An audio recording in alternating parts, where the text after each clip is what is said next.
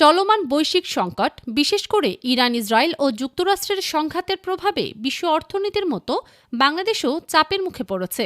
এই পরিস্থিতিতে আন্তর্জাতিক মুদ্রা তহবিল IMF বাংলাদেশকে সতর্ক করে বলেছে, এখনই নবম পে স্কেল বাস্তবায়ন করা ঝুঁকিপূর্ণ হবে।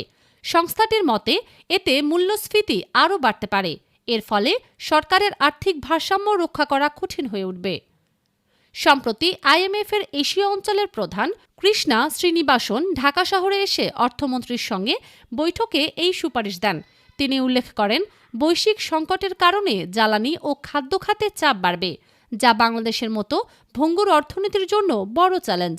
এমন পরিস্থিতিতে সরকারি খাতে বেতন ভাতা বাড়ানো হলে বেসরকারি খাতে ভারসাম্যহীনতা তৈরি হতে পারে, কারণ দেশের অধিকাংশ মানুষ বেসরকারি খাতের উপর নির্ভরশীল।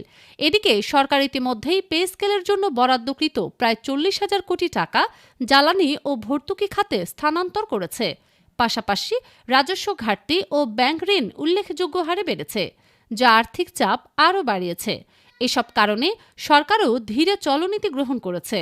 অর্থনীতিবিদদের মতে, বর্তমান বাস্তবতায় নতুন পে স্কেল বাস্তবায়নের আগে পরিস্থিতি পর্যালোচনা করা জরুরি। এজন্য একটি নতুন কমিশন গঠনের প্রস্তাবও এসেছে।